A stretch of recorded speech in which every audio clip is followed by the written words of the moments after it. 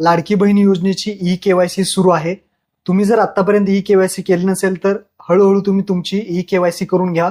2 महिन्याचा कालावधी जो आहे तो देण्यात आलेला आहे. आता भरपूर महिला असा प्रश्न विचारतायत की सप्टेंबर महिन्याचा हप्ता कधी येणार आहे आणि हा जो हप्ता आहे त्यासाठी केवायसी करावी लागणार आहे का, म्हणजे ई-केवायसी केल्यानंतरच सप्टेंबर महिन्याचा हप्ता येणार आहे का, असे भरपूर प्रश्न विचारत होते.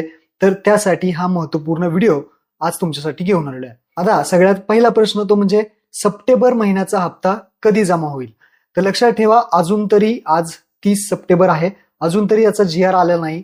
GR आल्यानंतर एक 10 दिवसाच्या कालावधीमध्ये तुम्हाला जो काही हप्ता आहे तो तुमच्या बँक खात्यामध्ये जमा होतो.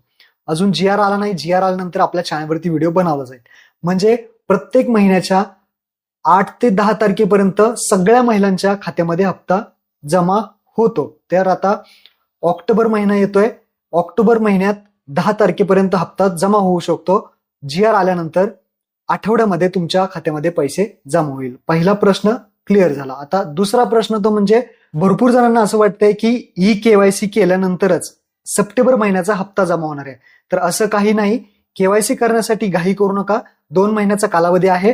तुम्ही केवायसी केलेली असेल किंवा तुम्ही केवायसी केलेली नसेल तरी सुद्धा तुम्हाला सप्टेंबर ऑक्टोबरचा हप्ता मिळेल, काही प्रॉब्लेम नाही.